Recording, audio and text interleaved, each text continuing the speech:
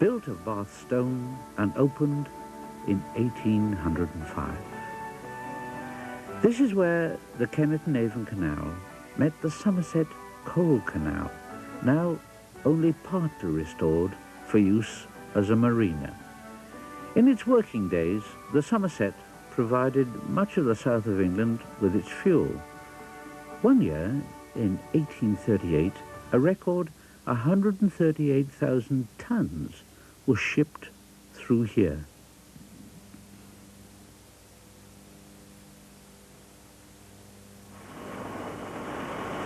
More dedicated work by the members of the Kennet and Avon Canal Trust, with help from Bath University of Technology, has restored to life the Claverton pumping station, powered by a huge water wheel that brings water 47 feet up from the river to feed the canal. Claverton pumps up to 100,000 gallons of water per hour. It was built by Fox of Bristol and some London millwrights whose names are lost to history. These days, it's an electric pump that feeds the water up to the canal. The wheel is started up only at certain weekends.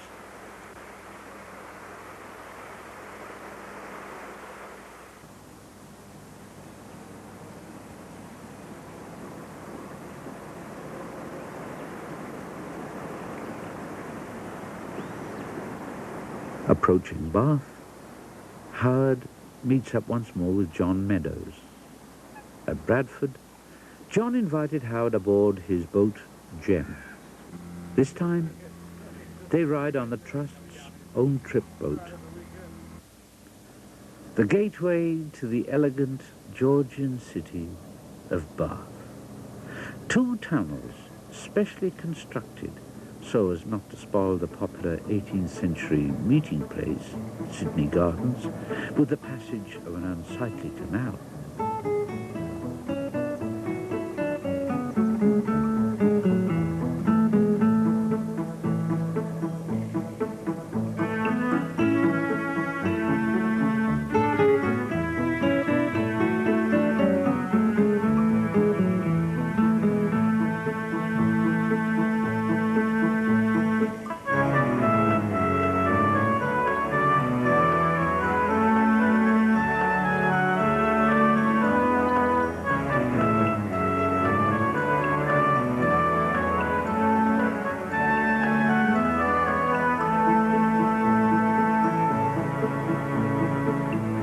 The building is Cleveland House, credited to the first Duke of Cleveland.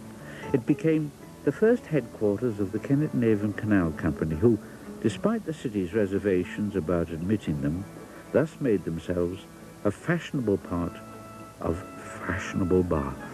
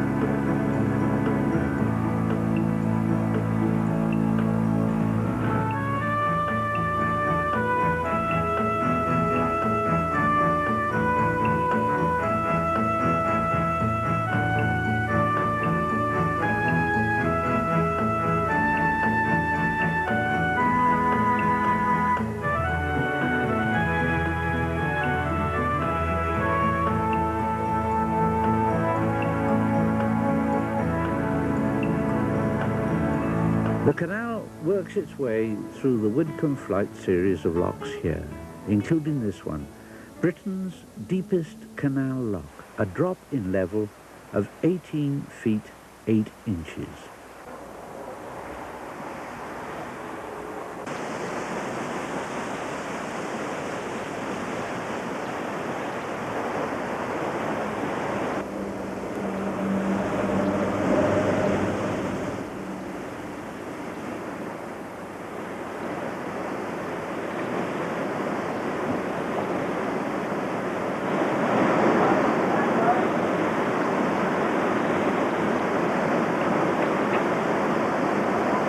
We restored it, but that is just the closing of one chapter and the beginning of another, because we've now got to preserve what we have restored.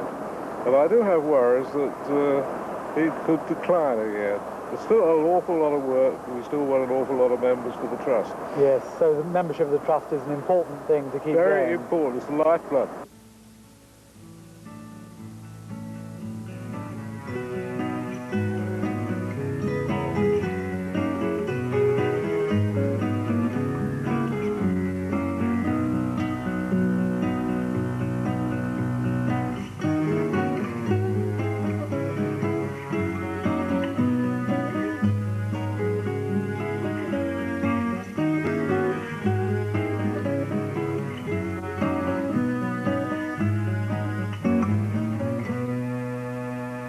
As with the canal, the city of Bath had its days of splendour, declined into ruin, and then was born again to a brilliant new age.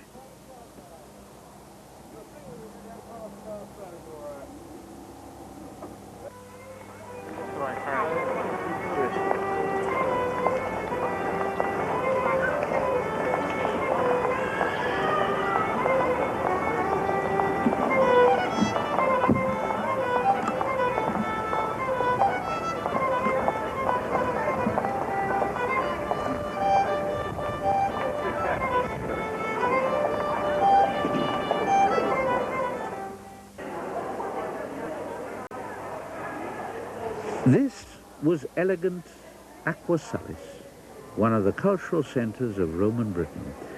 The Romans believed strongly in its health-giving spa waters, from natural hot springs far beneath the surface.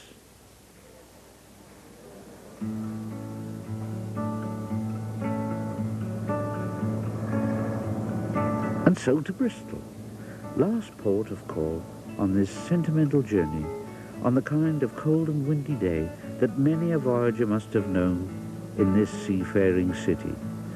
The city that gave the world the expression ship-shape and Bristol fashion.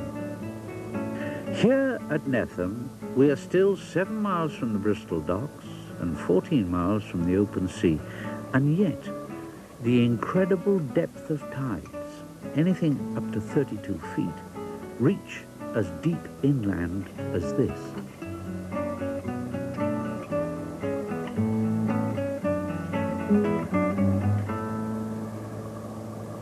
Bristol's unique floating harbour, known to generations of mariners, designed by William Jessup. It was completed in 1809, 1 year before the Kennet and Avon Canal.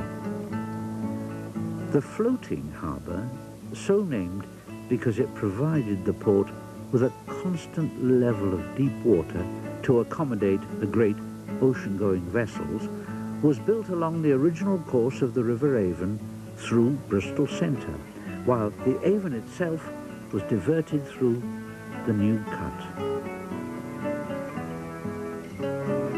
From the age of the first Elizabeth, the merchant venturers of this great seafaring city had pondered upon one problem: how to get their goods to the eager buyers of London when carts were inadequate and roads tended to vanish in bad weather, and when the sea passage around the southwest peninsula was long, tedious, and sometimes hazardous. The genius of the engineer gave the enterprising merchants their answer: the canal that we now call the Kennet and Avon.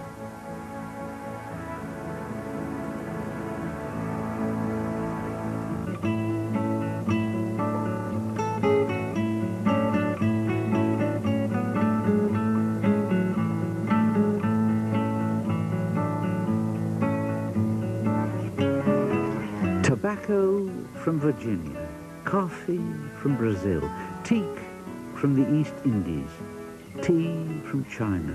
The world's riches pass this way, together with English stone, coal and timber, back along that fabulous waterway to Reading, and beyond that, along the Thames to London.